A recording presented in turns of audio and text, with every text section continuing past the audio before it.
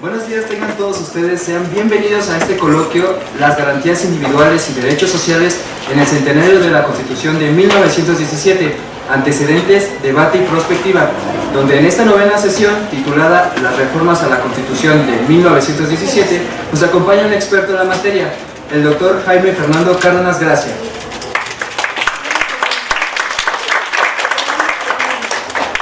Me permito presentarles un breve recorrido por el currículo de nuestro ponente. El doctor Jaime Fernando Cárdenas Gracia es doctor en Derecho por la Universidad Nacional Autónoma de México y por la Universidad Complutense de Madrid, así como estudios en la especialidad de Derechos Humanos y Ciencias Políticas. Ha sido Visiting Fellow en la Universidad de Yale y Visiting Researcher en la Universidad de Georgetown. Es miembro del Sistema Nacional de Investigadores, nivel 3, e investigador de tiempo completo del Instituto de Investigaciones Jurídicas de UNAM. Ha recibido distintos premios y reconocimientos como el Premio Anual Ignacio Manuel Altamirano en 1994 y Premio Nacional del Periodismo en 2004. Además, diversos grupos de egresados en el doctorado de Derecho de la UNAM y universidades estatales le han puesto su nombre a su generación. Fue invitado como experto del grupo internacional que revisó a los insumos técnicos que apoyaron la instalación de la Asamblea Constituyente en Bolivia en el año 2006, así como consejero en el Instituto Federal Electoral de 1996 a 2003. Es un autor de lectura obligada en temas jurídicos y electorales. Entre sus libros destacan El contractualismo y su proyección jurídico-política, publicado en la Universidad Autónoma de Querétaro, México, 1991. Partidos políticos y democracia representativa, 49 legislatura del Estado de Querétaro, 1991. Crisis de legitimidad y democracia interna de los partidos políticos, Fondo de Cultura Económica, 1992. Transición política y reforma constitucional en México, Instituto de Investigaciones Jurídicas, UNAM, 1994. Propuestas para un nuevo orden constitucional, Instituto de Investigaciones Jurídicas, UNAM, 1996. Partidos políticos y democracia, Instituto Federal Electoral, México, 1996. La actualidad constitucional de América Latina, Proliber, México, 1997. Lecciones del asunto Pemex y Amigos de Fox, UNAM, México, 2004. La argumentación como derecho, UNAM, México, 2005. Estado de Derecho y Corrupción, por RUAM, México, 2005. Poderes fácticos e incompatibilidades parlamentarias, México, UNAM, 2006. Y sobre todo por el tema que hoy nos ocupa, para entender la Constitución Política de los Estados Unidos Mexicanos, México, Nostra Ediciones, 2007.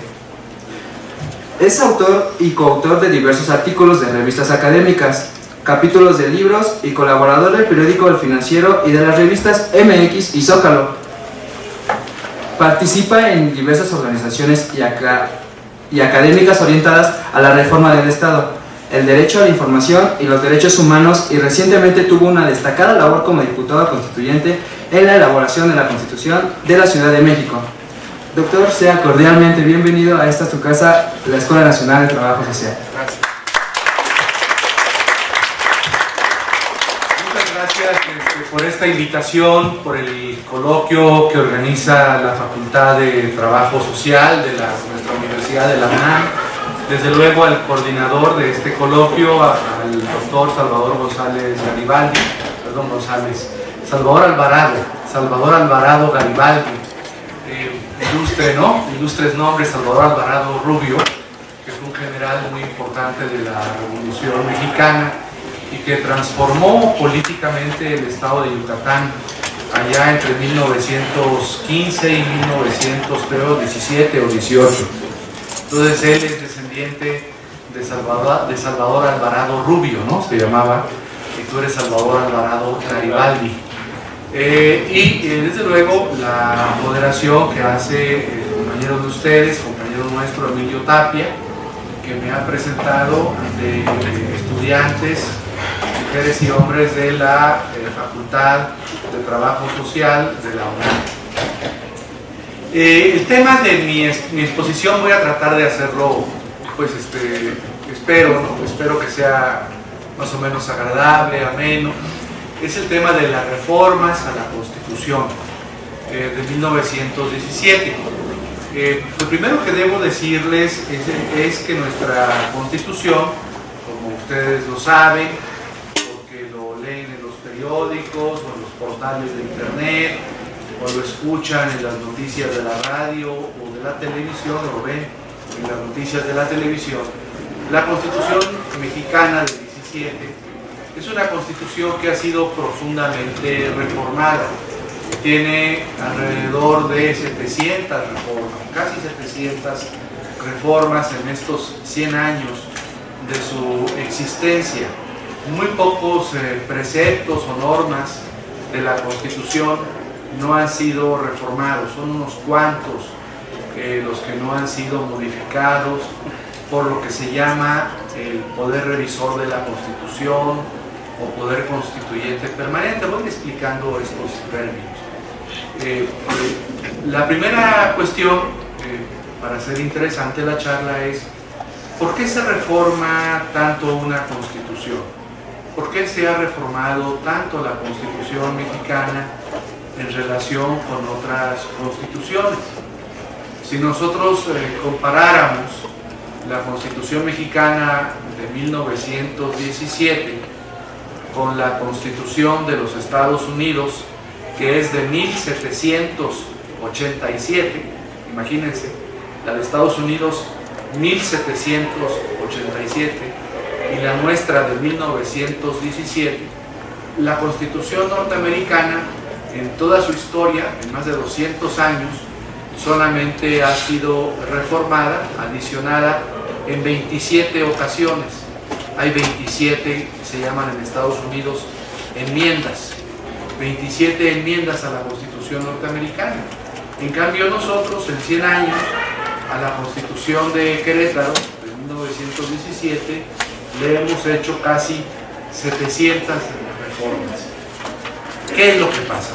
Bueno, hay una cuestión teórica que ustedes deben saber y que tiene que ver con que no se pueden explicar solamente desde un punto de vista jurídico, sino que también deben explicarse desde un punto de vista político, social y desde luego de lo que los teóricos del derecho llaman la cultura jurídica de cada país. Lo primero que hay que decir en esa comparación que hacemos entre la Constitución mexicana con casi 700 reformas y la Constitución de los Estados Unidos es que los sistemas jurídicos de ambos países son diferentes. Ellos forman parte en el mundo occidental, no estoy tomando en cuenta el mundo árabe, por ejemplo, donde hay otra tradición jurídica. En el mundo occidental me refiero a Europa, me refiero a América Latina, me refiero a países como Australia, como Nueva Zelanda, en fin, como la India, por ejemplo, que la podemos considerar para estos efectos como parte del mundo occidental, algunos países africanos como Sudáfrica.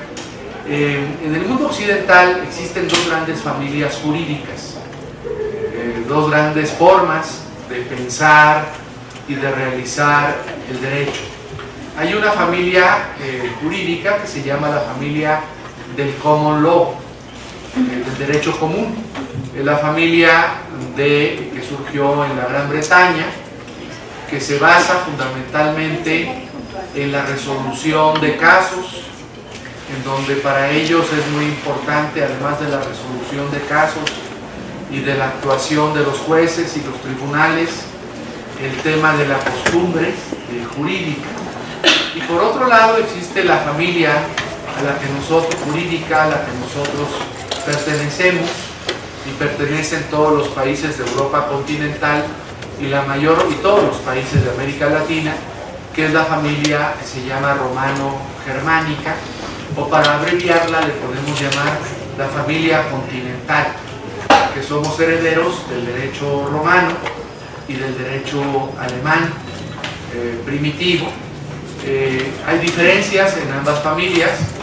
La diferencia más importante es que en la familia continental o romano-germánica pues escribimos leyes o códigos, ¿no? El derecho está en leyes, en códigos, en constituciones. En cambio, en la familia del common law, el derecho no está en códigos, en leyes, en constituciones. El derecho, ustedes, si fueran estudiantes de derecho en una universidad norteamericana o inglesa, ustedes no estudiarían el Código Civil o la Constitución o el Código Penal, sino que estudiarían precedentes, es decir, sentencias dictadas por tribunales. Por ejemplo, en Estados Unidos, donde yo he estado en cursos, llega el profesor de Derecho Fiscal y en lugar de enseñarles a los estudiantes, como aquí en México, el Código Fiscal o la ley del IVA o la ley del impuesto sobre la renta, les lleva una antología de los 20 casos más importantes del derecho fiscal norteamericano. O el profesor de Derecho Penal lleva una antología, una colección de los 20 casos más importantes del derecho penal. Entonces, en el Common Law, el derecho no se enseña en las leyes, no se enseña en las constituciones, sino se enseña explicándoles a los alumnos sentencias, decisiones de los tribunales, que se pueden llamar cortes, dependiendo del nombre que en cada país del Common Law se les da. El Common Law surge en la Gran Bretaña, con el desarrollo colonial de la Gran Bretaña, sobre todo en el siglo XIX, desde finales del XVIII, pero sobre todo en el XIX. El Common Law llega a Estados Unidos, el Common Law llega a la India, llega a Australia, llega a Nueva Zelanda, en fin, a Sudáfrica. Hay muchos países en donde el derecho se enseña y se practica en los tribunales y vía el estudio de las sentencias de los tribunales que se conocen como precedentes. En cambio, aquí en México, por la influencia del derecho romano, que el derecho romano, como ustedes saben, al final fue codificado en la época de Justiniano, al final del Imperio Romano, bueno, cuando el Imperio Romano ya no estaba en Occidente, sino en Oriente. Justiniano fue un emperador del Imperio Romano de Oriente, en Constantinopla o Istambul. En ese Imperio Romano de Oriente se compiló en cuerpos normativos, en códigos, el derecho. El cuerpo normativo más importante del derecho romano se conoce como digesto. Y este digesto esta norma tuvo una gran influencia en la Edad Media y sobre todo a partir del Renacimiento en la Europa continental, en países como Alemania, como Francia.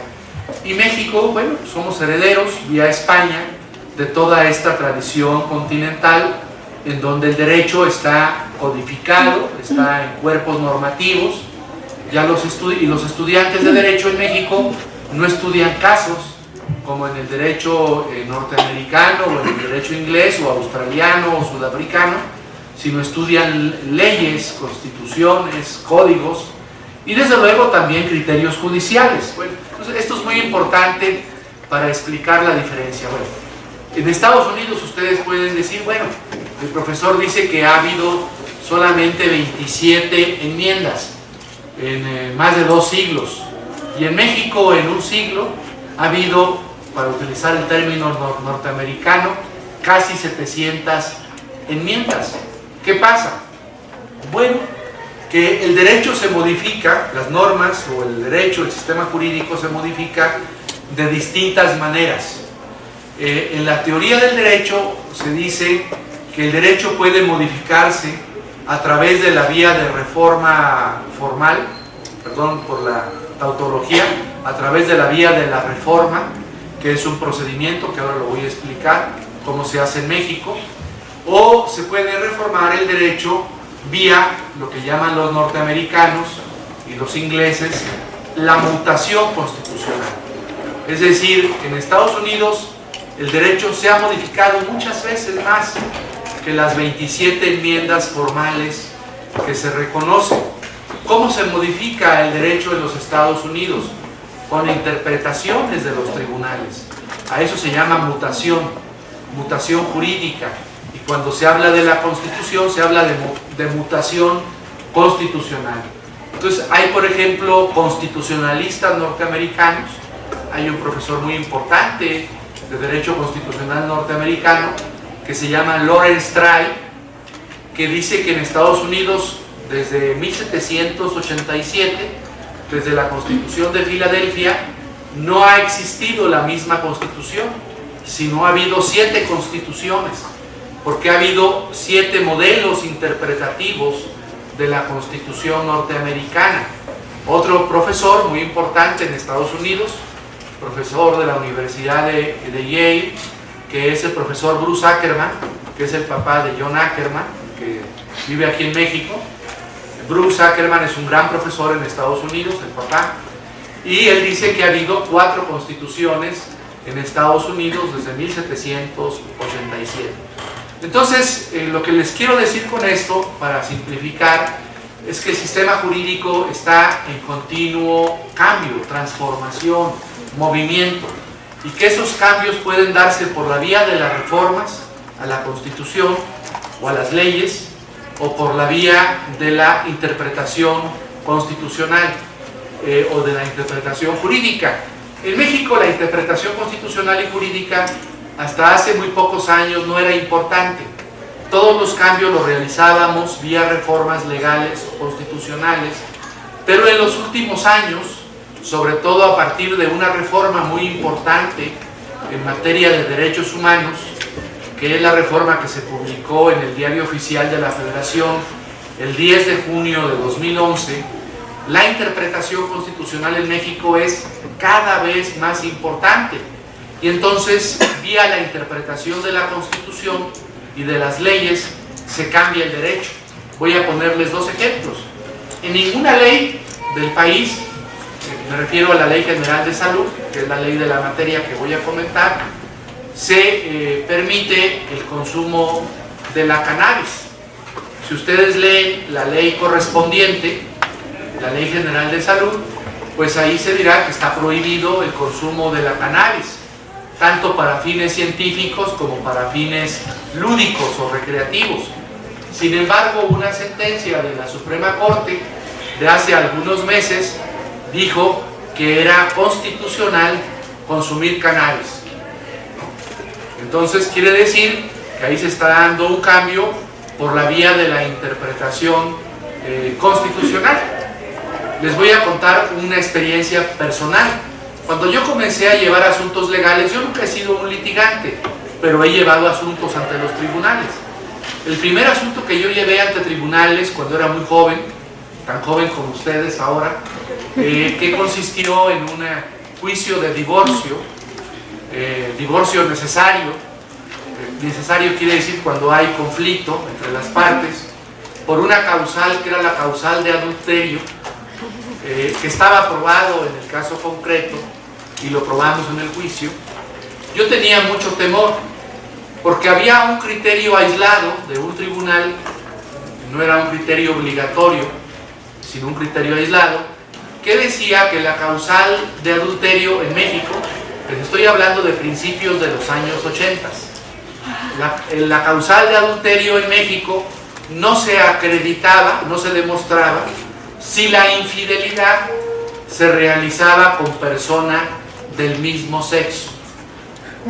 Para que hubiese adulterio tenía que haber infidelidad heterosexual, si no, no existía el adulterio según el criterio de ese tribunal. ¿A qué obedecía ese criterio que hoy nos parece tan absurdo? Al contexto cultural y social de la época. En esa época no asumíamos, como hoy asumimos, la homosexualidad. Entonces, en esa época, la homosexualidad, bueno, no era un delito en México, pero era socialmente mal vista.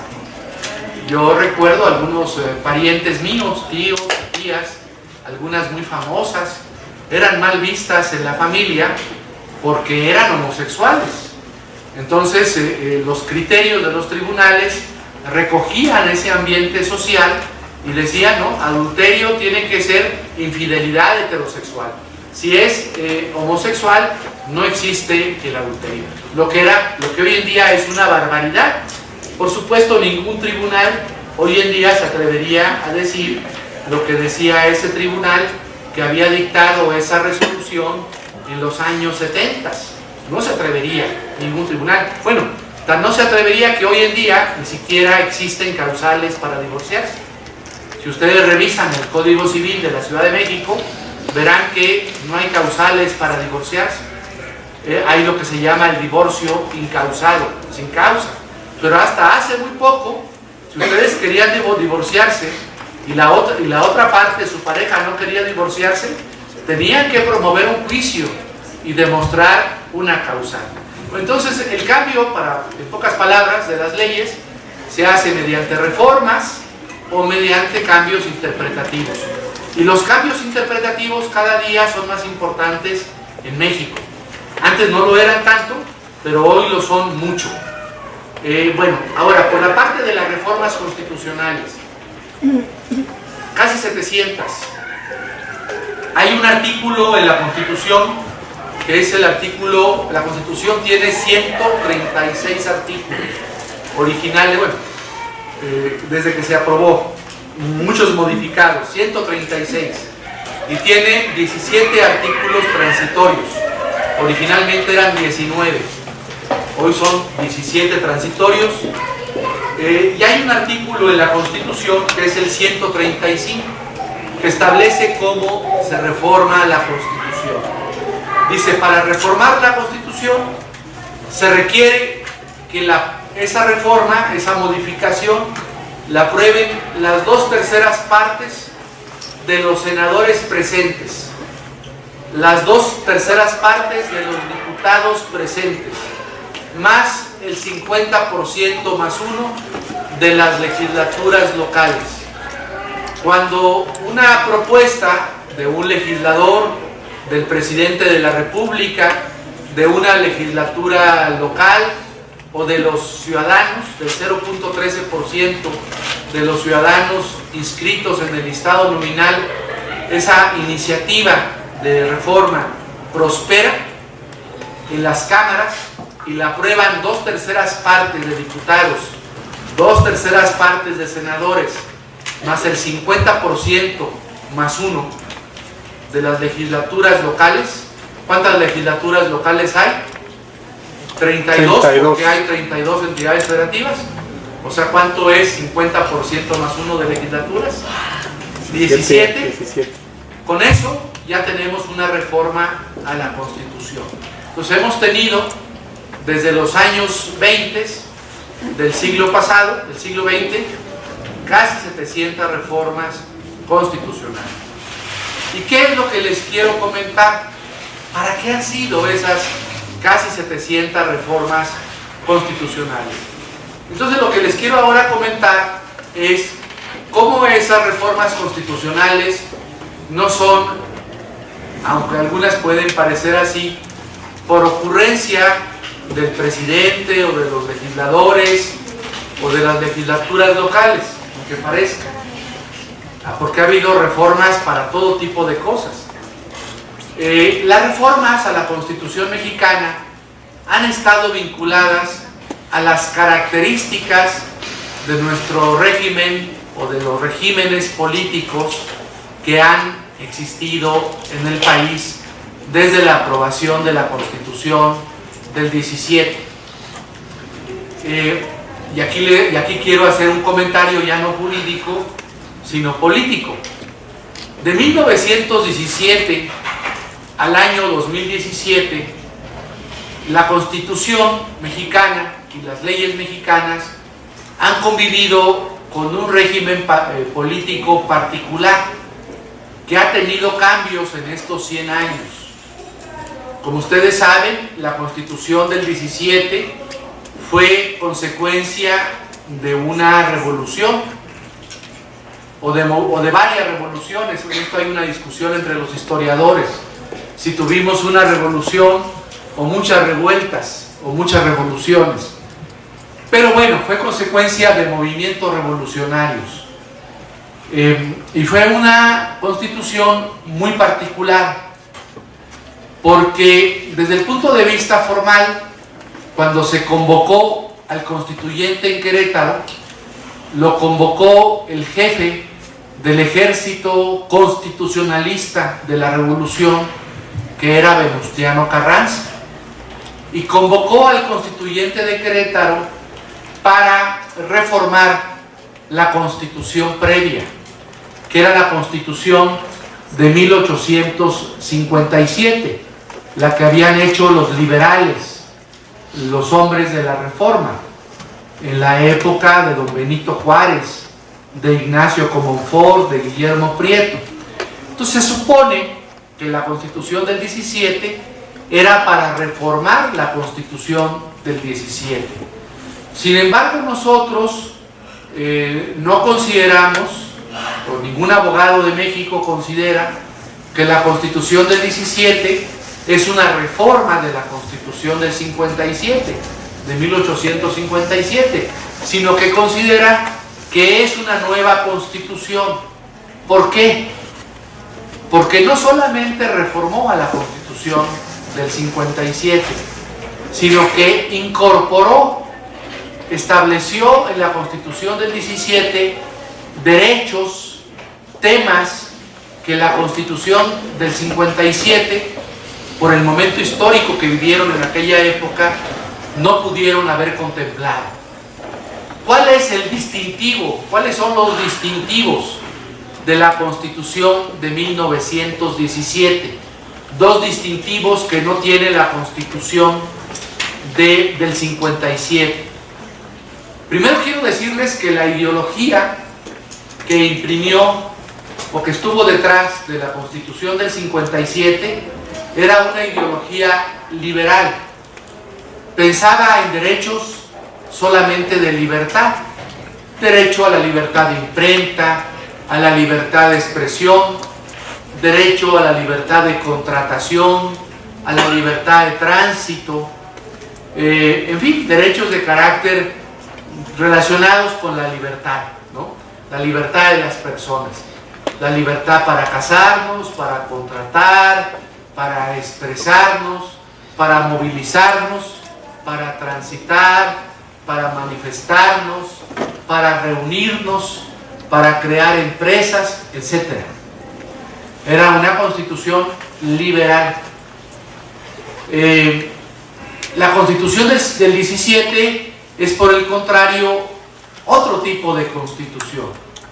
Tuvo como ideología las propuestas sociales de la Constitución de la Revolución Mexicana, las propuestas sociales que hicieron generales como Villa, como Zapata, como Salvador Alvarado, por ejemplo, que eran propuestas sociales. ¿Qué propuestas sociales eran? Una, que la educación tenía que ser pública, que la educación tenía que ser laica, que la educación tenía que ser obligatoria, gratuita, ¿no? Eso en el 57 no les pasó por la cabeza. ¿Qué más en el 17 hicieron? El derecho a la propiedad, pero no solamente el derecho a la propiedad privada, sino el derecho a la propiedad social, el ejido, la comunidad, y algo aún muy radical, el constituyente de Querétaro se fue hasta la época del descubrimiento de América, a la conquista de América, y dijeron algo radical para esa época que desde el punto de vista de un historiador podía sonar muy antiguo. Dijeron que la propiedad de todas las tierras y aguas comprendidas dentro del ámbito del país, de la república, era propiedad de la nación, y que la nación establecía las modalidades de la propiedad, es decir, la propiedad privada, el ejido, la propiedad comunal, son modalidades de la propiedad originaria que corresponde a la nación. ¿Esta idea de dónde viene? De que la propiedad es de la nación. Proviene del descubrimiento de América. Cuando se descubrió América, hubo un conflicto entre los imperios de la época, el imperio español y el imperio portugués. cómo se iban a dividir los territorios y las tierras que descubrían los conquistadores o que conquistaban los conquistadores y que arrebataban a los indios que habitaban en estos territorios, pues qué tipo de propiedad se les iba a conferir a esos conquistadores. Y se dijo primero en las bulas alejandrinas, porque ese diferendo entre Portugal y España se resolvió con el arbitraje del Papa, el Papa Alejandro VI, y después se firmaron en tratados, en acuerdos que se llamaron los Tratados de Tordesillas. Les estoy hablando de 1492, 1493. Ahí se estableció que el propietario del suelo no era el propietario del subsuelo, ni el propietario del espacio. Por eso la propiedad en esa época correspondía a la corona, al rey, ¿no?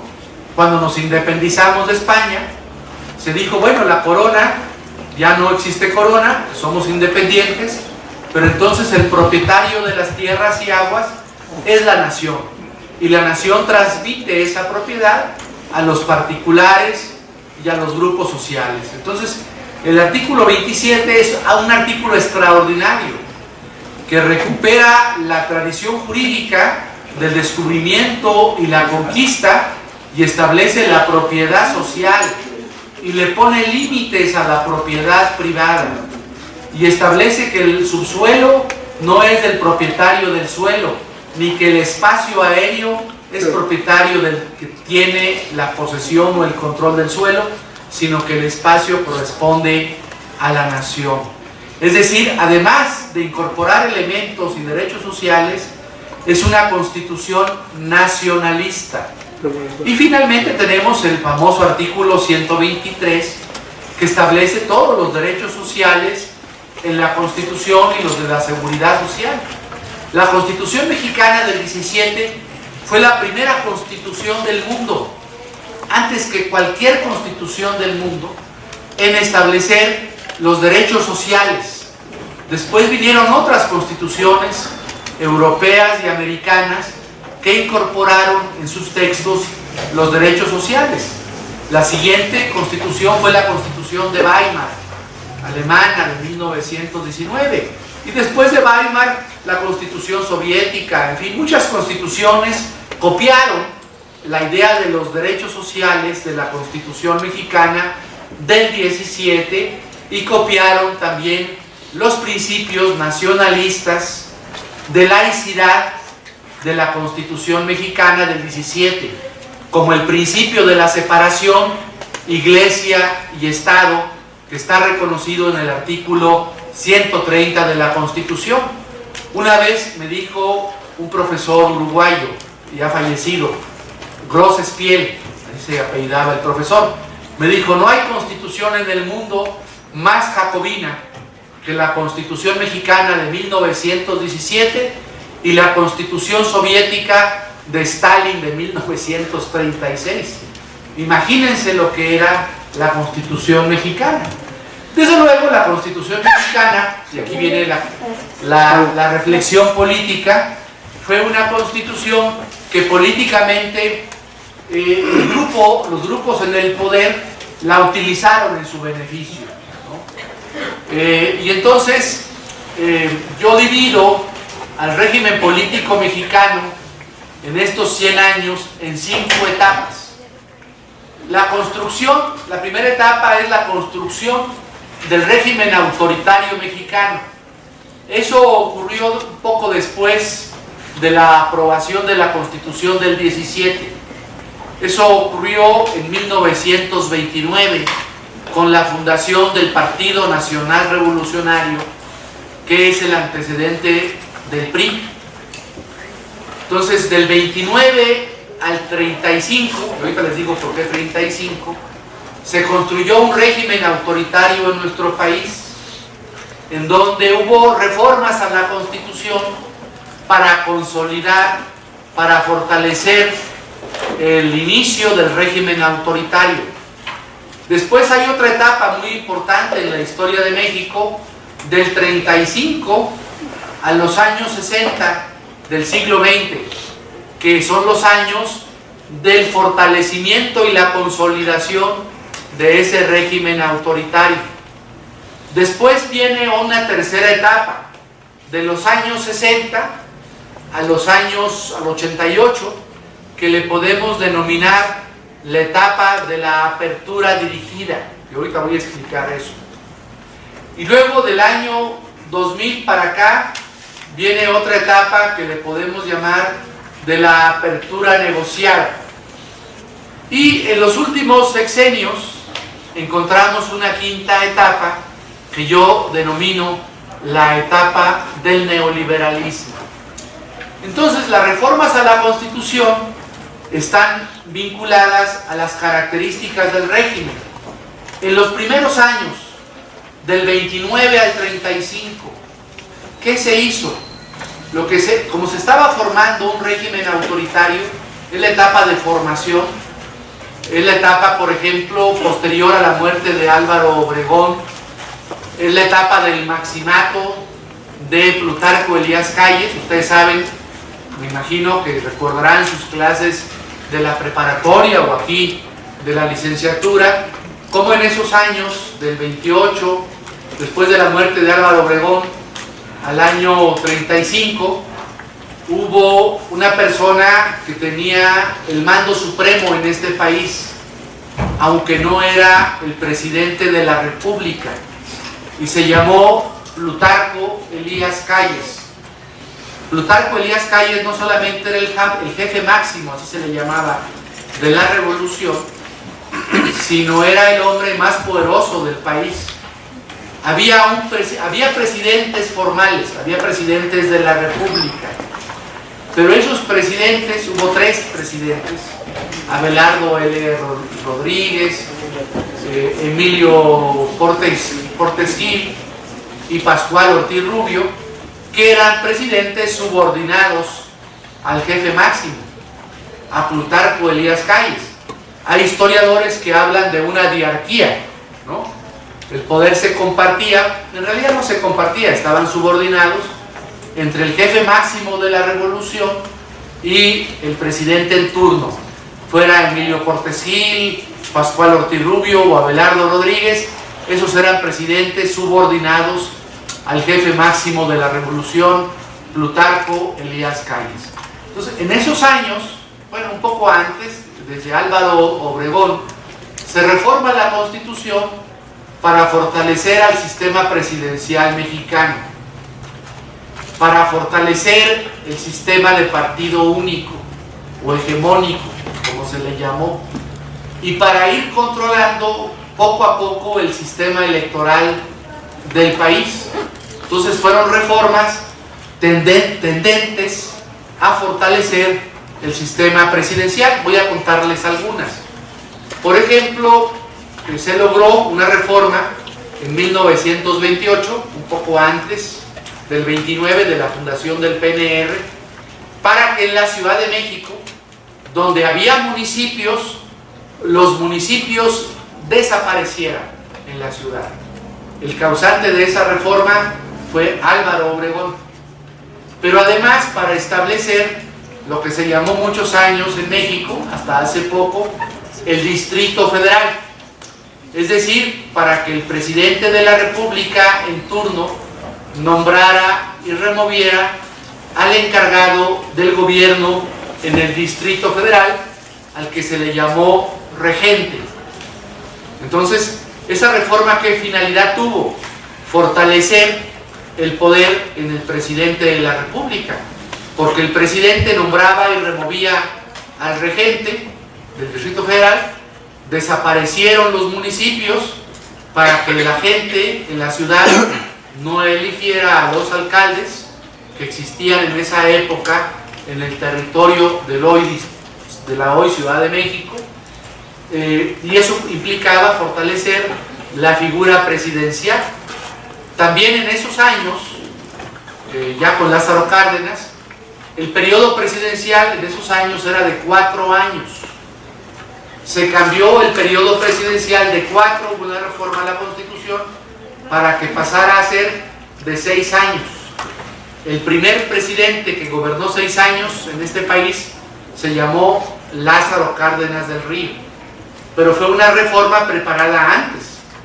El general Lázaro Cárdenas llega al poder en el año 1934, y gobernó hasta el 40.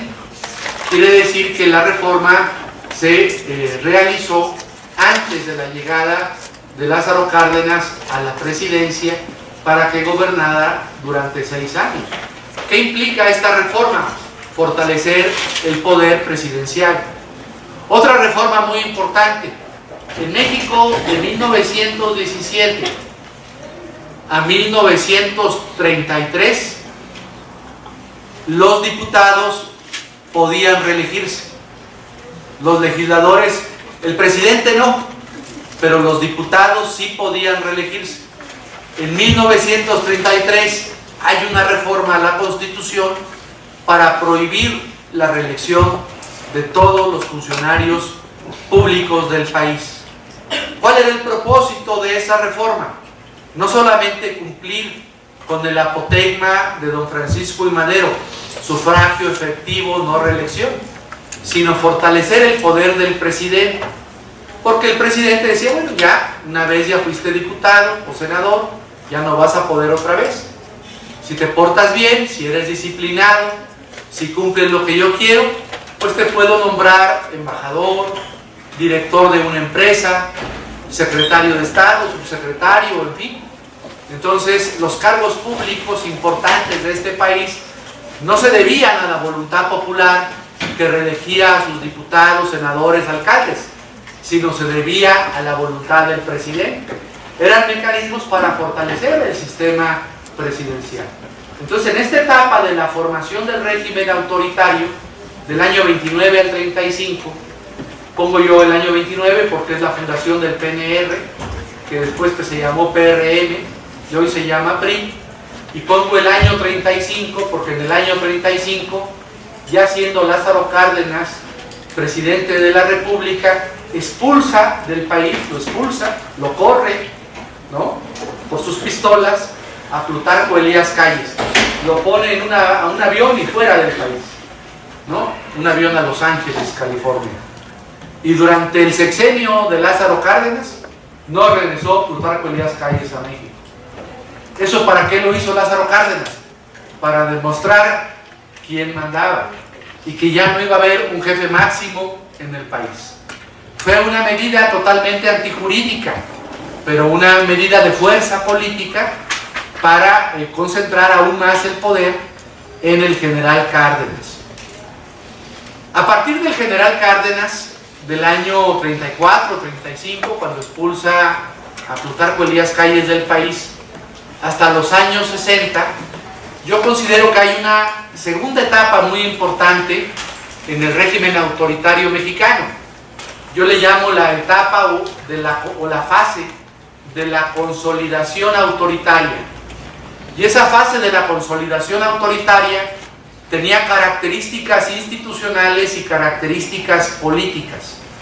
¿Cuáles eran las características institucionales? Hiperpresidencialismo o superpresidencialismo, como dirían ustedes. El presidente era el árbitro supremo de todas las cuestiones que pasaban en el país. Tenía competencias constitucionales y tenía competencias metaconstitucionales. Designaba al sucesor, quién iba a ser el presidente después de él. Designaba a todos los gobernadores del país. Designaba a todos los alcaldes más importantes del país. Designaba a todos los diputados, los senadores. Las elecciones eran para simular, eran una simulación. Ya estaban designados por el presidente. El que decía el presidente que iba, ese iba, ¿no? Y entonces las elecciones, ¿para qué eran? Eran para cumplir una simple formalidad. Entonces teníamos un sistema hiperpresidencialista. Y en esos años, del 35 al año 63, hoy te explico por qué 63, lo que tenemos es reformas constitucionales para fortalecer aún más al sistema presidencial mexicano, para darle cada vez más poder al presidente, para centralizar aún más las competencias que correspondían a estados o municipios en el presidente de la República y en el Congreso de la Unión. El Congreso de la Unión, como he explicado, estaba al servicio del presidente. El artículo más reformado de la Constitución es el artículo 73, que se refiere a las facultades del Congreso. Pero no crean que eso era para fortalecer al Congreso, sino era para fortalecer al presidente, porque el Congreso era un fiel vasallo del presidente de la República, porque el presidente nombraba a todos los diputados y senadores y centralizaba las competencias en el presidente. Entonces, esa es la segunda característica. Era un sistema hiperpresidencialista, había un partido hegemónico. En esos años, no sé si les han contado, yo creo que sus papás no, son muy jóvenes, sus abuelitos, sus abuelitas, solamente en el país había 4 partidos con registro. El PRI, bueno, que se llamó antes PRM, antes PNR, el PRI. El Partido Popular Socialista, cuyo dirigente era un señor de la izquierda mexicana, que era muy importante, Vicente Lombardo Toledano, pero era un partidito que no ganaba elecciones. PPS se llamaba, Partido Popular Socialista. El PAN, que era otro partido que no ganaba elecciones, el Partido Acción Nacional, y un partido que le hacía el juego al PRI, que se llamaba Partido Auténtico de la Revolución Mexicana, que estaba formado por viejos generales de la Revolución. Entonces a esos generales pues tenían en dónde entretenerse, tenían una sede, jugaban dominó, tomaban tequila, jugaban a las cartas en la sede de su partido, y a veces pues les daban algún cargo público, ¿no? O les decían vas a ser candidato a gobernador, pero no por el PAR, sino era por el PRI, ¿no? Está el caso del famoso general Raúl Madero, y hermano menor del presidente Francisco I. Madero, que era el dirigente del PAR. Entonces le dicen, prepárese don Raúl, porque el señor presidente ha decidido que usted sea gobernador de su estado natal, Coahuila. Y entonces dijo él, sí, por mi partido, por el PAR. No, tiene que afiliarse hoy mismo al PRI y va a ser usted candidato a gobernador por el PRI. Entonces había 4 partidos, pero solamente uno era el verdadero, ¿no? Era el que ganaba las elecciones, que era el PRI. Los demás eran comparsas, participaban, eran testimoniales, partidos testimoniales, que servían para legitimar al régimen autoritario. Por eso el sistema de partidos mexicano se llama sistema de partido hegemónico, porque había una hegemonía del PRI. Nadie tenía poder para disputarle, o la fuerza para disputarle realmente al PRI ese inmenso poder. Y luego, por otra parte, otra característica institucional era el sistema electoral mexicano. El sistema electoral mexicano estaba controlado desde la Secretaría de Gobernación. No había lo que hoy existe, órganos electorales con relativa mayor o menor, no había nada de eso. No había INE, ni OPLES, ni nada de eso. Todas las elecciones se organizaban desde la Secretaría de Gobernación, desde las secretarías estatales, y además, ustedes ya se imaginarán cómo eran esas elecciones. Se hacían numerosos fraudes electorales, eran un juego, una simulación. Políticamente el régimen era un régimen que tenía 4 características. Era un régimen populista, esto en un sentido positivo y en un sentido negativo.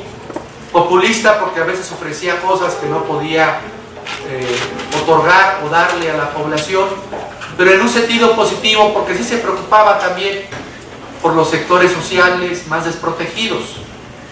Había una política agraria muy importante, había una política laboral muy importante, y entonces ciertos derechos sociales, laborales, agrarios, eran realidad en el país, ¿no?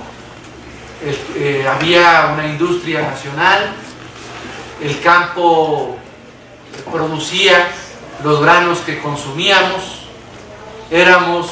teníamos lo que se llama soberanía alimentaria, no teníamos que importar ni la leche, ni el maíz, ni el trigo, ni otros productos del extranjero. La ropa que usábamos, las cosas que utilizábamos, los enseres, todo se producía en la industria nacional. Éramos un sistema, un régimen populista, éramos un régimen corporativo, éramos un régimen cohesivo e inclusivo. Es decir, se evitaba que alguien se saliera del PRI.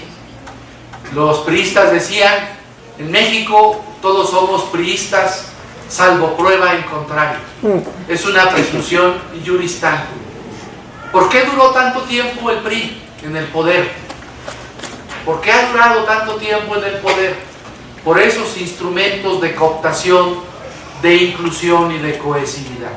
A todo mundo le daban algo, a todo mundo le daban un huesito, una plaza de maestro, una plaza en una empresa pública, un trabajo de burócrata.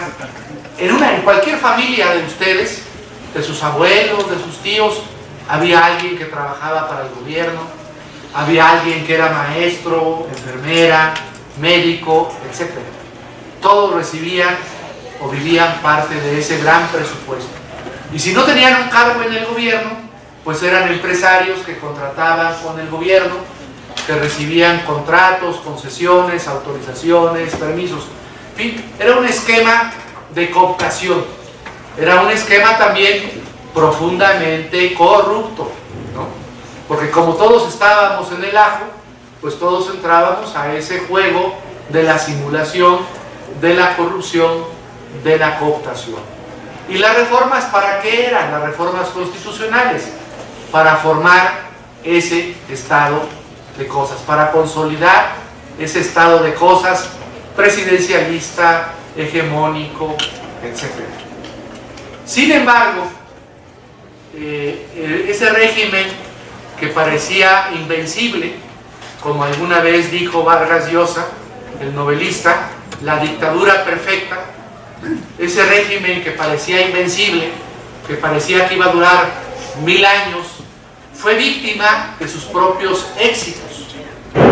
¿Por qué fue víctima de sus propios éxitos? Si ustedes les han contado a sus abuelitos, sus abuelitas, el país en los años 60 y 70 crecía económicamente al 6%, a más del 6%. Había empleo para todos, no había desempleados. En la universidad pública, todos teníamos un espacio en la universidad pública. No teníamos o en la escuela pública, nadie tenía que ir a una universidad privada. Había escuela pública y universidad pública para todos. Había trabajo para todos. Había crecimiento económico para todos. ¿Eso qué produjo? Una clase media muy importante en el país. Clase media que permitió la movilidad social del éxito económico del régimen. ¿Esa clase media a dónde fue a parar? Bueno, esa clase media buscó ser independiente del régimen. Esa clase media fue a la universidad. Y en la universidad, pues tiene una cualidad y un defecto. La universidad no solamente nos da una información, sino nos da también una formación y nos hace críticos. Y comenzaron los jóvenes a pensar, oigan, este régimen es muy autoritario, este régimen se basa en la simulación, este régimen se basa en la corrupción, esto no puede ser posible. Y también el éxito económico del régimen produjo empresarios en la derecha que hacían crítica al gobierno y se crearon centrales empresariales con más o menos independencia del régimen, la Concamín, la Coparmex, etcétera, que hasta la fecha existe. Y también hubo fuerzas sociales, políticas, que decían: yo no quiero ser parte de esa inmensa corrupción,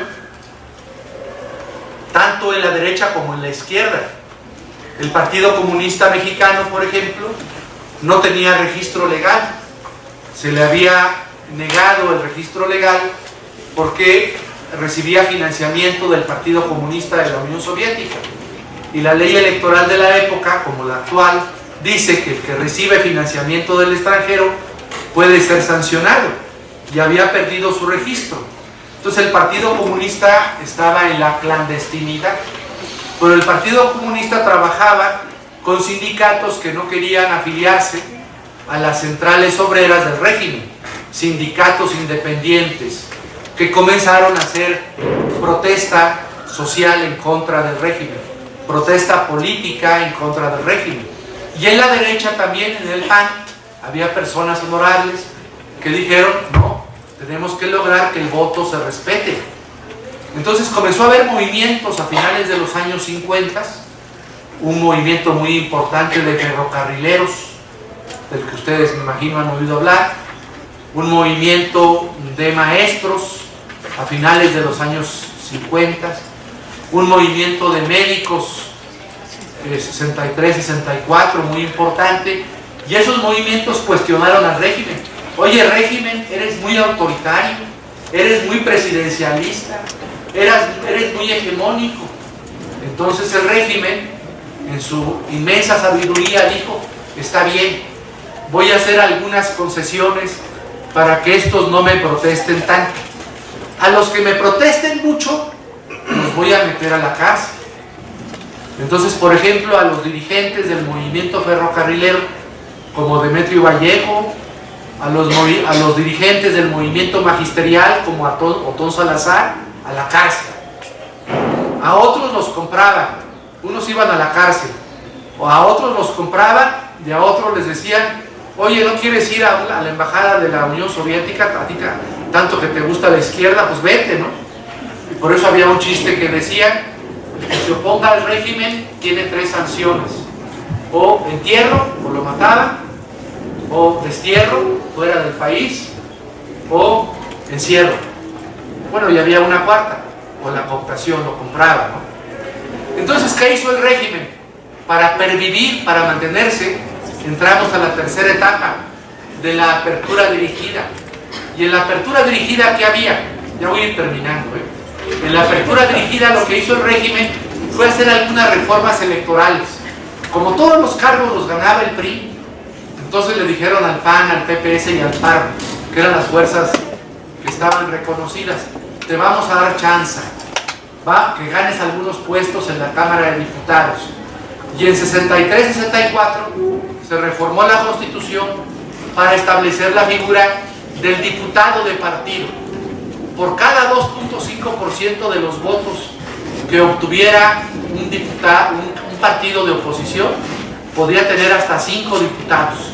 Y así, ¿no? Entonces les daban algunos huesitos para que trataran de tranquilizarse. Esa reforma de diputado de partido, desde luego, no funcionó. En 68 tuvimos al movimiento estudiantil del 68, que fue un movimiento que cimbró al régimen. Entonces, después del 68 hubo que hacer otras reformas, disminuir la edad para votar. Antes, para votar, para ser ciudadano, teníamos que tener 21 años. Con Echeverría se hace una reforma en el año 73 y se reduce la edad para votar a los 18 años. Se reduce la edad para ser diputado, para ser senador, es decir, para que los jóvenes se incorporaran a la vida política. Y luego, ya en la época de López Portillo, hay otra reforma electoral constitucional muy importante que se llamó la LOPE, que se llamaba la ley secundaria, ley de organizaciones políticas y procesos electorales, para decirles a la oposición: tengo que darles un pedazo de pastel más grande. Y es cuando se crea la figura de diputados de representación proporcional, 100 diputados de representación proporcional para la oposición, para que tengan más espacios de poder. Pero no solamente eso, el Partido Comunista seguía en la clandestinidad. Y en la elección de 1976, el líder del Partido Comunista, que estaba clandestino, ganó. Ya ven que en la boleta electoral hay un recuadro que dice para votar no por el partido, sino por quien ustedes quieran.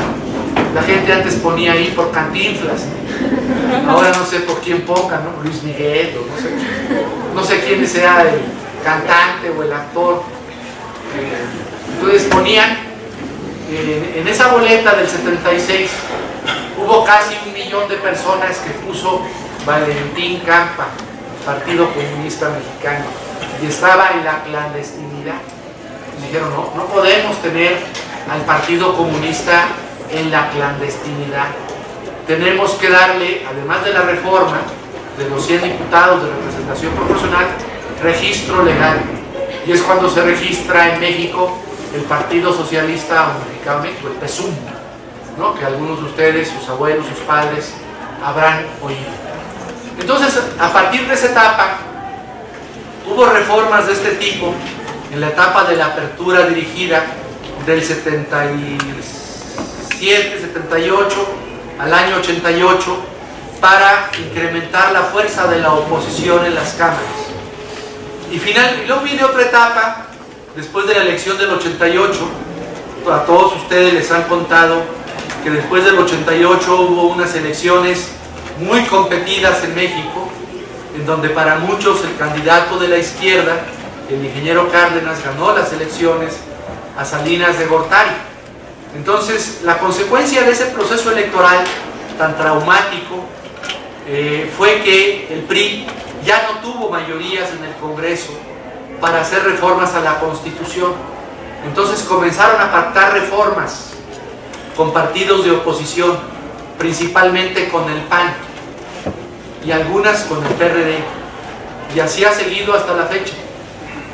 A esta etapa le podemos llamar de la apertura negociada, en donde se han reformado la Constitución, no solamente para incrementar el poder de la oposición, bueno, tan se incrementó el poder de la oposición que en 2000 y en 2006 ganaron partidos diferentes al PRI, sino también para realizar reformas, que esto es de lo que voy a hablar en el artículo que me pidió el doctor Salvador Alvarado, para aprobar reformas que se llaman estructurales, que son reformas que tienen que ver con el modelo de desarrollo de nuestra época. Entonces, todas las reformas que se han aprobado en los últimos años, todas, han sido para apuntalar este modelo de desarrollo. Estas reformas comenzaron a darse desde el sexenio de Salinas de Gortari.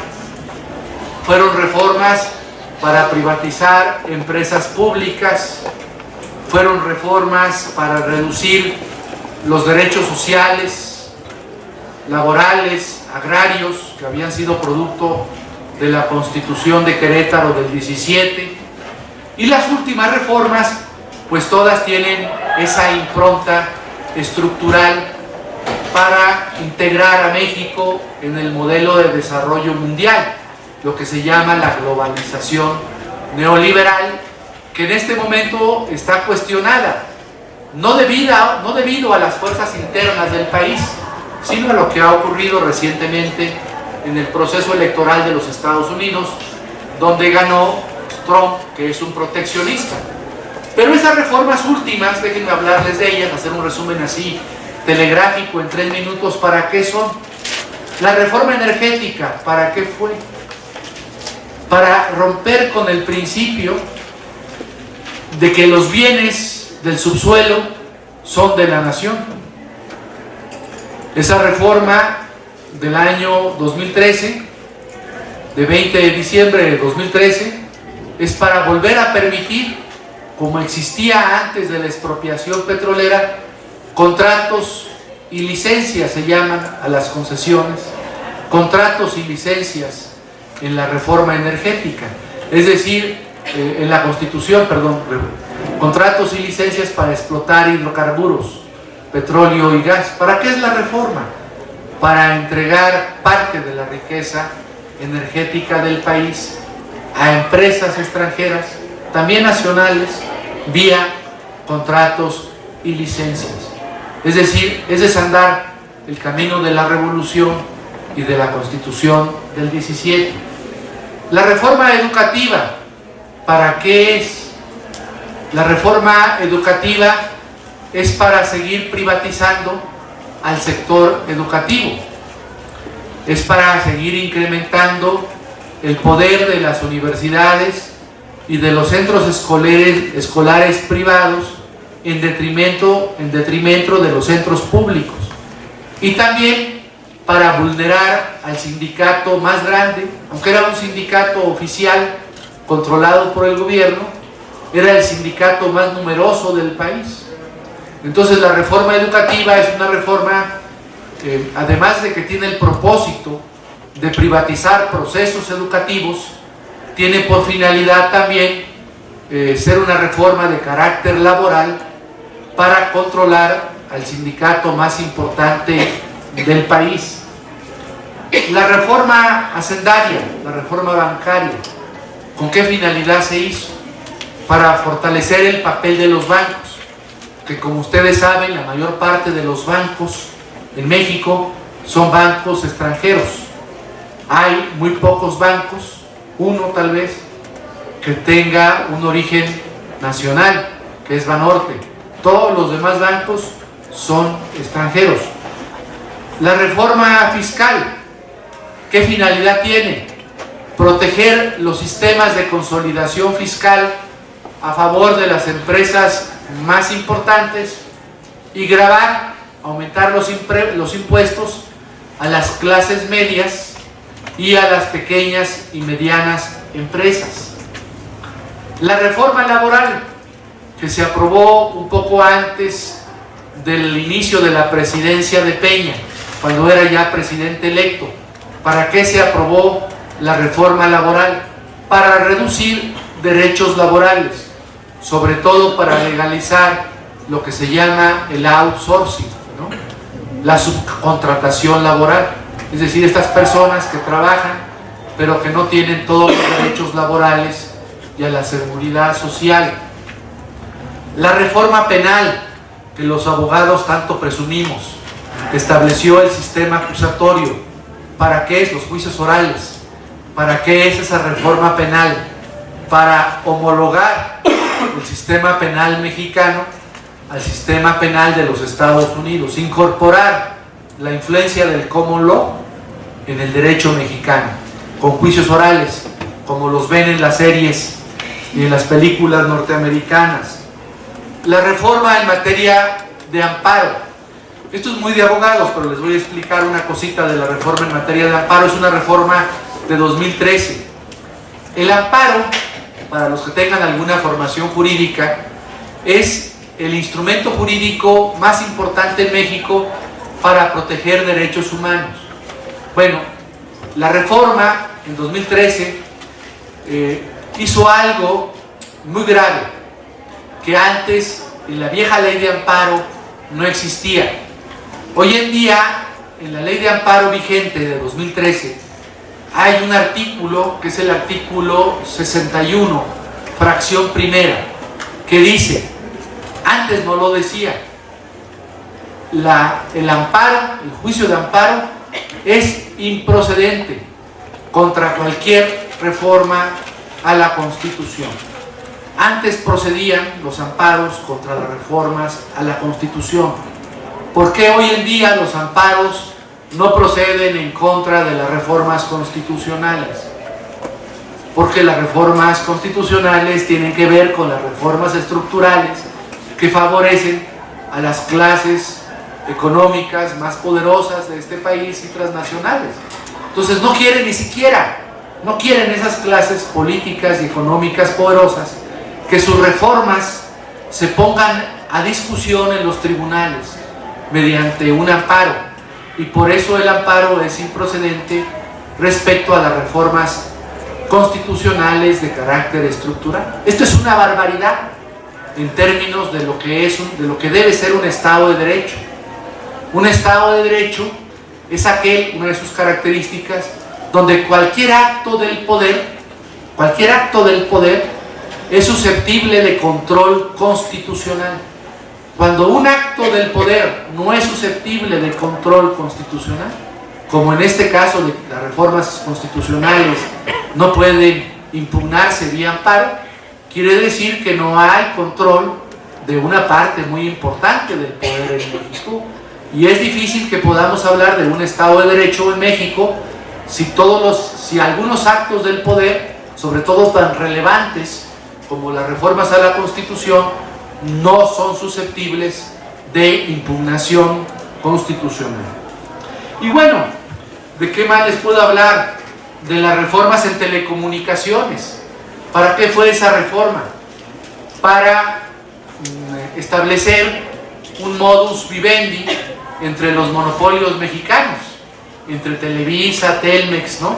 Van a seguir siendo monopolio, pero bueno, con algunos ajustes para que convivan todos ustedes. O sea, fue un arreglo, la reforma de telecomunicaciones en la élite. Y hay otra reforma que está en curso, que es muy preocupante, que es una reforma que pretende aprobar una ley de seguridad interior para militarizar el país. Es algo que les pido que estén muy atentos en los medios de comunicación. No se ha aprobado todavía, pero ¿qué se quiere? Un control total sobre la población. Esa ley de seguridad interior, por ejemplo, le da facultades al ejército, a las Fuerzas Armadas, para realizar cacheos a las personas en cualquier lugar del territorio, no solamente en las carreteras, a la salida de Ciudad Universitaria puede haber un retén y los pueden revisar, ¿no? Sin orden judicial, para realizar intervenciones telefónicas sin orden judicial, para realizar cateos sin orden judicial, para realizar inspecciones en las viviendas o en los vehículos sin orden judicial. Es decir, darle a las Fuerzas Armadas un poder inmenso para controlar a la población. Hay de aquel grupo social que se atreva, por ejemplo, a realizar una protesta social porque será reprimido por las Fuerzas Armadas. La privatización, el neoliberalismo, esta es una relectura de Joseph Stiglitz. Como ustedes saben, Joseph Stiglitz, Premio Nobel de Economía, es un crítico del neoliberalismo. Es un norteamericano que trabajó en el Fondo Monetario Internacional, pero es crítico con el modelo neoliberal.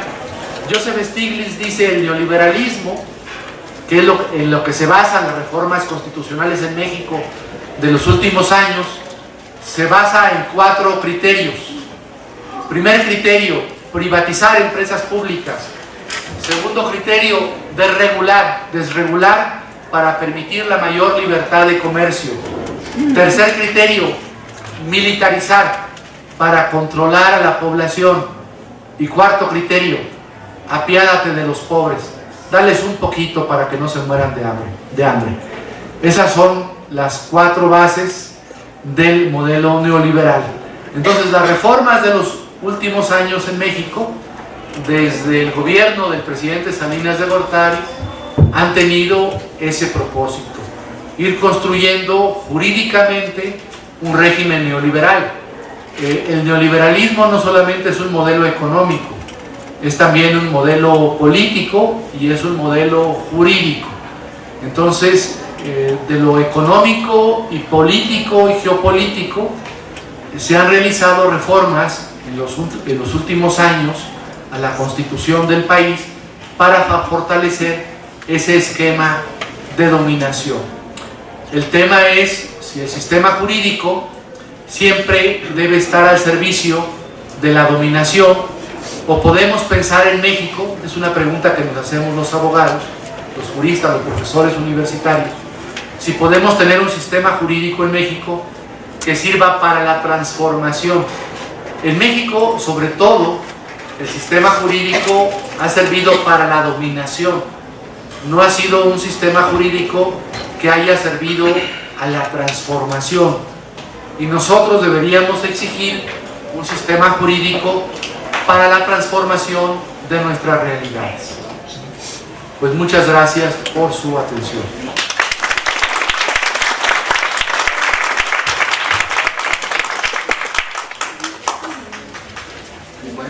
Doy pie a la sesión de, bueno, a la ronda de preguntas y respuestas. ¿Alguien tiene alguna pregunta?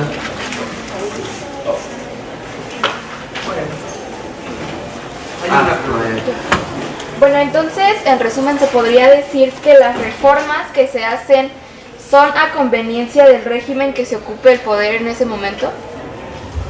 Bueno, esto es algo que se discute mucho en la filosofía del derecho. En la filosofía del derecho hay dos, vamos a simplificar, hay dos grandes corrientes, ¿no? Los herederos del marxismo, que sostienen que el sistema jurídico es una superestructura que siempre está al servicio de la clase dominante para permitir la explotación, pues, de los dominados, ¿no? En la época de Marx eran el proletariado, hoy en día podemos decir, pues, la sociedad civil. Esa es una lectura, tal vez una lectura muy gruesa, carente de matices. Otra lectura es que el sistema jurídico sí puede tener alguna parte de beneficio a la sociedad, de beneficio a los demás. Y esto tiene también parte de razón, o sea, no es del todo desacertado. Por ejemplo, de las últimas reformas en el país, no todas son iguales. Por ejemplo, no es lo mismo la reforma energética, que privatiza recursos naturales de la nación y los pone a disposición de las grandes transnacionales del petróleo, del gas y de la electricidad, que por ejemplo la reforma en materia de derechos humanos que se publicó el 10 de junio de 2011. En esa reforma en materia de derechos humanos encontramos elementos en donde sí podemos ver, pues, un genuino interés para que tengamos una cultura, una vida de derechos humanos más efectiva, donde los derechos humanos no solamente sean parte de un discurso, sino que los derechos humanos puedan realizarse, verificarse en la realidad.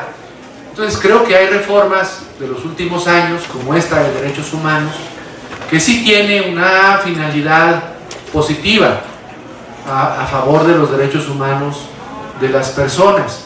Como también otro ejemplo positivo de las reformas de los últimos años, podríamos, por ejemplo, pensar en las reformas en materia de género.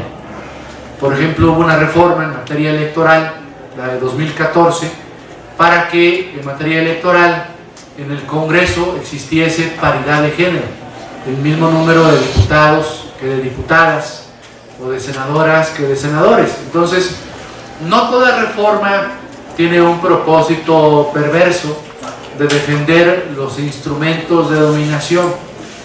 El tema de fondo es cuando las ponemos en la balanza, ¿no? De esas reformas, ¿cuántas realmente están orientadas a garantizar los derechos humanos, los procedimientos y los principios democráticos, y cuántas están orientadas a garantizar los derechos o los privilegios de las clases dominantes? Eso es lo que tenemos que poner en la balanza. Y desde luego podemos hacer ambas lecturas. Desde luego yo sería falaz, cometería un error si dijera que toda reforma constitucional es para dominar a las clases desfavorecidas, ¿no? Un profesor amigo mío que se llama Clemente Valdés tiene un librito publicado por la editorial Coyoacán que se llama La Constitución como instrumento de dominio, y él sostiene eso. Pero también hay autores, profesores, estudiosos del tema que piensan que las reformas constitucionales pueden tener una finalidad de fortalecimiento de la libertad, de la igualdad, de la dignidad humana, de los derechos de la naturaleza, de los derechos de los animales, etc. Pero tenemos siempre ambas lecturas. Si no hay más preguntas, creo que hay una pregunta. Sí. Y que sea la última. Sí, porque ya no tenemos tiempo. Bueno, entonces, No, pero hágala bien. No, está bien. bueno, yo quería comentar que sinceramente no creo que todos, bueno, más bien, no es así, que en todo el mundo sea la situación de que las constituciones o códigos o en sí documentos en los que se plasman los principios que rigen a una nación. No creo que en todas partes esos principios estén tan a disposición del gobierno, vaya, que sean tan manipulables. Entonces mi pregunta era, en sí, ¿qué es lo que en nuestro país nos ha llevado a que quienes están, a que la élite, por llamarla de alguna manera, la clase política, haga, pues, me parece coloquialmente, lo que se le dé la gana con nuestra Constitución? No comprendo bien, la verdad, qué es lo que nos ha llevado a eso y si nosotros realmente podríamos intervenir de alguna manera. Creo que, mira, voy a contestar primero con una aportación teórica y luego con una metáfora. La Constitución, para que tenga vida, para que sea realidad, necesita pues fuerza. Es como un árbol de Navidad, ¿no? Haz de cuenta que la Constitución es el árbol de Navidad. Pero ¿qué pasa si a ese árbol de Navidad tú no le pones esferas, tú no le pones arreglos y no le pones lucecitas y las conectas a la red eléctrica? Entonces el régimen político, el régimen económico son como esas lucecitas que necesita el árbol de Navidad. Entonces lo que nos ha faltado, ¿por qué la élite en México ha abusado con el sistema jurídico, con el sistema constitucional? ¿Por qué ha puesto al sistema constitucional a su servicio? Bueno, lo trataba de explicar, porque ha sido un régimen, porque hemos vivido en un régimen autoritario. Aún hoy en día no somos totalmente una democracia. Hay politólogos que dicen que vivimos en una protodemocracia o en una semidemocracia. Hay algunos que niegan totalmente que vivamos en proto o semi, que seguimos siendo totalmente autoritarios. Se debe también a que no hemos tenido una sociedad civil reclamante, exigente, porque como tenemos tantos millones de pobres, los más de 60 millones de pobres, que es la mitad de la población de los 120 millones de mexicanos que somos, no están reflexionando como nosotros en cómo transformar el sistema económico, político, jurídico para que sea más democrático, justo. ¿En qué están pensando 60 millones de pobres? Están pensando en su subsistencia, están pensando cómo llevar comida a sus familias, a sus hijos. Entonces, la desigualdad extrema, la pobreza y una sociedad civil poco fortalecida y una élite rapaz es lo que nos tiene en esta circunstancia. La solución parece obvia, ¿no? Necesitamos tener una sociedad civil crítica, demandante, extendida, que pida cambios y que exija después que esos cambios se cumplan. Necesitamos tener una élite menos rapaz, para eso hay que establecer límites y controles a la élite, y necesitamos tener una sociedad más igualitaria, con menos pobreza, con una mejor distribución de la riqueza. Y luego lo que comentabas, tú decías, no creo lo que usted dice, o no decías así. No en todo el mundo ocurre así, porque hay países, eso es muy bueno, es una muy bonita pregunta, perdón, es una muy buena pregunta, porque hay países donde la Constitución se cumple y donde no se manipula tanto por su élite, y por qué hay países donde la Constitución se manipula por la élite o casi no se cumple. Hubo un teórico alemán que ya murió, que se llamó Karl Lowenstein se escribe en alemán, con W, Lowenstein, que escribió un libro que se llama Teoría de la Constitución. En ese libro hace una clasificación de las constituciones que hay en el mundo. Él hizo un estudio comparado de las constituciones. Y dice, en el mundo hay constituciones nominales. Las constituciones nominales son las constituciones de papel, que existen en el papel pero que no tiene nada que ver la realidad con el papel, donde está la Constitución. Si tú, por ejemplo, o si nosotros fuéramos a hacer un viaje de estudios a Somalia, seguramente en la Constitución de Somalia hay derecho a la educación, derecho a la salud, pero es un país tan pobre y está controlado por una élite de pandilleros que en Somalia, pues dice seguramente la Constitución de Somalia, todos los niños tienen derecho a la educación, pero van a la capital de Somalia, que es Mogadiscio, y buscan una escuela pública y no hay, y buscan un maestro, no hay, porque no hay presupuesto ni para pagar la escuela ni para pagar a los maestros. O van a un hospital a Somalia buscando un hospital, derecho a la salud. ¿Y quién? No hay hospitales, no hay médicos, no hay enfermeras, no hay equipo, no hay medicinas. Entonces esas constituciones donde no hay constitución en la realidad, nada más en el papel, se llaman nominales. Después, decía Lowenstein, hay constituciones que podemos llamar semánticas. El caso de la Constitución mexicana es una constitución semántica, donde lo que está en el papel en parte se cumple y en parte no. Por ejemplo, en México dice derecho a la salud del artículo 4, y en parte se cumple, porque tenemos ISSSTE, seguro social, hay médicos y enfermeras pagadas, hay seguro, ¿cómo se llama? El seguro popular, en fin, más o menos se cumple. Tal vez la atención no sea buena o no haya medicamentos, pero no es como Somalia, ¿no? O hay derecho a la educación y tenemos esta maravillosa universidad, ¿no?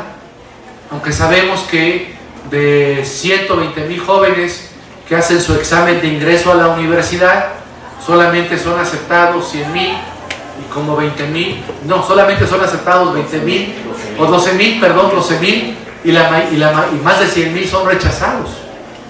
Pero tenemos derecho a la educación, no es Somalia.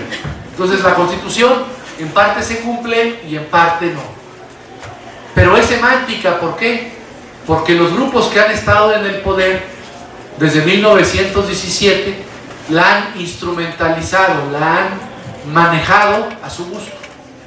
En la época del régimen totalmente autoritario, hegemónico, pues las reformas y el uso de la Constitución era para favorecer al PRI y a los que estaban en el régimen. Hoy en día la Constitución, las reformas que se realizan son para favorecer a estos sectores que se dedican a la energía, que se dedican a los grandes banqueros, a las grandes empresas transnacionales, para que quede bien nuestro país con el Fondo Monetario, con el Banco Mundial, con el gobierno de los Estados Unidos. Entonces son reformas que se instrumentalizan a beneficio de un grupo dominante que puede ser nacional o transnacional. Se llaman semánticas. Pero si nosotros vamos a vivir, por ejemplo, a Noruega, o a Dinamarca, o a Finlandia, o a Suecia, ahí tal vez la Constitución no se cumpla al 100%, pero casi toda la Constitución se cumple en la realidad. Por ejemplo, si fuéramos daneses o danesas, veríamos que la Constitución, el 85% de la Constitución casi se cumple. Si fuéramos finlandeses, nos daríamos cuenta que no hay un solo niño, un solo joven sin educación. Y si hay un viejito que quiere estudiar, hay educación para el viejito. Veríamos que casi todo el mundo tiene trabajo. Y el que no tiene trabajo tiene un seguro de desempleo que le permite vivir como si tuviera trabajo. Entonces es una Constitución maravillosa, que se respeta el medio ambiente, no porque sea maravilloso el texto, porque tal vez el texto nuestro sea tan maravilloso como el sueco, o el danés, o el finlandés, o el noruego, sino lo maravilloso es que el 80, el 85 o el 90% de esa Constitución se realice, se cumpla, sea efectiva. Entonces, a lo que tenemos que aspirar en México es a una Constitución normativa. Queremos una Constitución normativa. No queremos la Constitución nominal de Somalia, pero tampoco queremos la Constitución semántica. ¿Qué necesitamos hacer? Pues mucha organización, mucha educación, mucha crítica, mucha lucha por la igualdad social, mucha lucha por la participación social y política, para lograr generar otras condiciones sociales, políticas de existencia que permitan controlar con efectividad a la élite. Siempre va a haber élites. El problema es cómo las controlamos, ¿no? No sé si ustedes ven, bueno, me imagino que sí ven series de televisión, todos las vemos. Hay una serie, creo que es danesa, que se llama, igual no me acuerdo bien de la serie, Borden se llama la serie, algo así, Borden o Borde, no me acuerdo, o Borden, es una serie danesa, que es la vida de la primer ministra. Entonces la primer ministra sale de su departamentito, hace el desayuno en su casa, no tiene muchacha, no tiene quien le ayude, no tiene guaruras, y se va en bicicleta a su oficina, y es la primer ministro de Dinamarca. ¿Cuándo tendremos un presidente así de la República? Que vaya en bicicleta a su trabajo, que no tenga guaruras, que en su casa no haya una muchacha, que él mismo haga su cama, que él mismo haga su desayuno, su comida. Bueno, tenemos que aspirar a eso. Tenemos que aspirar a tener una sociedad igualitaria, donde nadie se muera de hambre, en donde cualquier niño o niña vaya a la escuela, en donde tengamos paridad de género en todas las instancias del poder, en donde los grupos indígenas estén representados en el Congreso.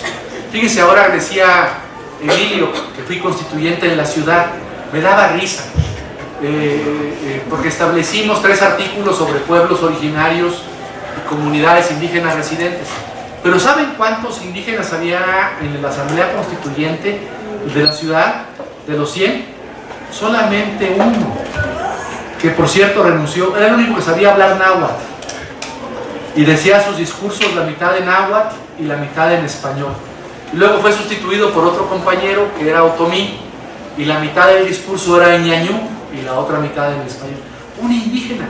¿Cuántos indígenas viven en la Ciudad de México? Somos casi 8 millones de habitantes en la ciudad, que vivimos aquí, vivimos y dormimos, porque ya sabemos que hay personas que trabajan aquí pero duermen en el Estado de México. Esa es una broma. ¿Cuántos indígenas creen que hay en la ciudad? Hay como 700,000. ¿Y por qué nada más había uno en el constituyente? Si son 700,000, quiere decir que es el 10% de la población. Es decir, el 10% de los constituyentes debió haber sido indígena, y no lo era. Entonces, por eso no tenemos constitución normativa. La última pregunta, Isaías, tú la autorizas. Tú eres el moderador, no tienes que autorizarlo. No, gracias. Sí, es rápida. Muy rápido. Muy rápida. Bueno. Gracias. No, solo en atención a estos últimos comentarios,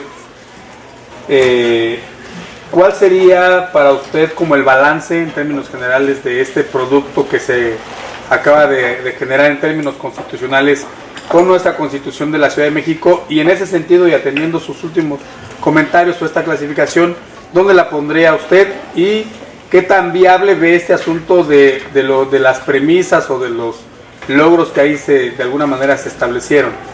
Pues mire, tiene cosas muy interesantes, positivas. Yo primero quiero decir que la voté en contra. Fuimos nada más 2 constituyentes que la votamos en contra. Fue una constitución muy sui generis, porque los diputados no todos fuimos electos, solamente el 60%. La participación electoral fue muy baja, alrededor del 29%. La Constitución no se aprobó mediante referéndum, pudiendo establecer muchos derechos de avanzada, no los estableció, ¿no? Entonces ya le hice todas las críticas. Sin embargo, la Constitución de la ciudad pues, también tiene algunas cosas interesantes. Por ejemplo, en materia de paridad de género es muy adelantada. Es muy adelantada también porque elimina el fuero de los gobernantes. En la Ciudad de México ya no, ningún gobernante, ningún funcionario tendrá fuero. Es importante porque estableció la figura de la revocación de mandato. Vamos a poder, a la mitad del mandato de un gobernante, si no estamos de acuerdo con él, destituirlo del cargo a través de la figura de revocación de mandato. Estableció un derecho que nosotros queríamos que fuera mejor, al mínimo vital. para que nadie se muera de hambre en la ciudad. Nosotros queríamos la renta básica, que era algo así, nos pensamos en algún momento como en Dinamarca. El mínimo, la renta básica es que todo el mundo reciba desde que nazca hasta que muera una cantidad que le permita recibir o desarrollar sus planes y proyectos de vida. Por ejemplo, veo a las muchachas y a los muchachos de aquí, todos son como de la clase media, pero yo tengo alumnos en la facultad, en la licenciatura, donde los muchachos no tienen ni para una torta. Entonces, ¿por qué? Porque dependen de sus padres. Entonces imagínense que cada joven aquí en la universidad recibiese una mensualidad y no tuviera que pedir, no mensualidad millonaria, que fuera, pues no sé, un salario mínimo, 2 salarios mínimos, no tuvieran que pedirle a los padres. ¿No les daría eso una gran independencia para comprar sus libros, para comprar su transporte, para comprar su lunch, para ir hasta el cine con el novio, con la novia, con la compañera, compañero, o lo que sea? Sería una vida más digna, no estar pidiéndole al papá, a la mamá, en fin. Entonces, esto de la renta básica no quedó, y quedó el mínimo vital. Luego hubo cosas que a mí sí me preocupan mucho. Por ejemplo, en el tema del agua, se estableció que la gestión del agua no podía privatizarse, pero los expertos en el tema saben que más importante que la gestión del agua es el tratamiento del agua, y se dice que ya hay concesiones a favor de Carlos Slim para tratar el agua y volver a reutilizarla, y eso será un gran negocio. O sea, se privatizaron parte de los procesos relacionados con el agua. Eso se llama técnicamente saneamiento. Entonces mi balance es muy agridulce. Hay parte positiva, hay parte negativa. Fue una constitución sin consulta a los ciudadanos, sin referéndum, con diputados no electos, con escasa participación ciudadana. Parece que no queremos en la sociedad mexicana hacer cosas bien, pudiéndolas hacer mejor. ¿Por qué nos conformamos con eso? Afortunadamente se va a poder reformar después del 2021. Espero que después del 2021 se reforme, y se reforme para cambiarla, para mejorarla. Gracias. Pues con eso damos por terminada la sesión de hoy, y espero que les haya gustado el tema. Muchas gracias por su participación.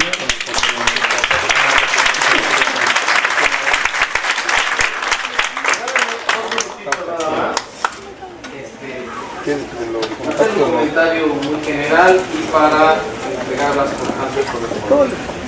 Yo sí quiero destacar que a raíz justamente de lo que hemos escuchado aquí, está por demás justificada la invitación al doctor Jaime Cárdenas a la Escuela Nacional de Trabajo Social.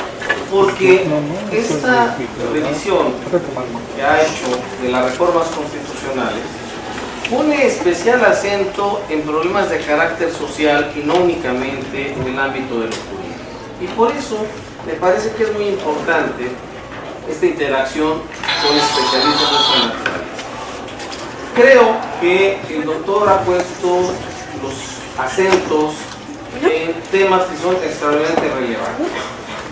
Para empezar, destaquemos que la gran cantidad de reformas que ha experimentado nuestro texto constitucional no obedece a caprichos, a ocurrencias, sino responde a una lógica muy clara, que es que lo que está detrás son relaciones de poder, ¿no? Es decir, en un primer momento, esas 3 etapas que divide tienen mucho que ver con la naturaleza política de nuestro régimen, y me parece que es muy preocupante cómo lo político ha sido desplazado en las últimas reformas, en la 5ª etapa, por cuestiones eminentemente de carácter económico. Destaco esto porque recordemos que los problemas principales que lastiman a este país están más en el ámbito de lo político que en lo económico. Mentira que nuestro problema principal sea la pobreza. Nuestro problema sustancial es la desigualdad social, la injusta distribución de la riqueza. Y ese es un problema político, no únicamente económico. Los ejemplos que aquí ha planteado el doctor Cárdenas son por demás significativos. Cuando hablamos de sociedades como las sociedades nórdicas, de lo que estamos hablando son de sociedades equitativas, de sociedades cada vez más justas. La distancia entre el que más gana y el que menos gana en Suecia es una distancia de 1 a 6 veces. En nuestro país es de 1 a 45 veces. El 10% más rico de este país concentra más del 50% del ingreso nacional. El 10% más pobre vive con el 3.7% del ingreso nacional. Entonces somos un país partido, un país polarizado, y eso pone en especial riesgo nuestra estabilidad, nuestra posibilidad de una convivencia armónica, como estas sociedades que ha señalado el doctor Jaime Cárdenas. Sociedades como, que tiene que ser nuestra aspiración, sociedades como la sueca, la danesa, donde no hay un solo niño en la calle. El Estado tiene la misión de recoger a esos niños cuando no tienen el sustento de los padres, o incluso cuando los tienen y son desobligados de los mismos, el Estado busca a los padres y les cobra la manutención. Es decir, hay mecanismos que permiten la distribución de la riqueza y que permiten la construcción de sociedades más justas. Pero eso tiene que ver con un factor que es fundamental, que también ya destacó el doctor Cárdenas. Tiene que ver con la organización de una sociedad que solo en la medida que sea más demandante, fiscalizadora y organizada, podrá llevar sus demandas al terreno de las leyes y al terreno de los hechos, es decir, la realidad de las mismas. No basta con que estén incorporadas esas leyes en un texto si no existen los mecanismos que garanticen el cumplimiento de esos derechos. Y eso no es posible sin el concurso de uno de los componentes del Estado. Recordemos que el Estado tiene dos elementos dinámicos que están en constante interacción y movimiento, que es el gobierno y la población. Y nosotros somos parte del Estado. Por tanto, los temas que ha planteado el doctor Cárdenas son temas de Estado, de política de Estado. Y eso involucra a una parte fundamental, que es la sociedad, que somos nosotros. Solo podemos aspirar a un país mejor en la medida en que estemos convencidos de que nuestra participación es fundamental. No me queda más que agradecer infinitamente al doctor Jaime Cárdenas, gracias al favor que nos ha hecho de participar en este coloquio, y a nombre de la maestra Leticia Cano, nuestra directora, me permito entregarle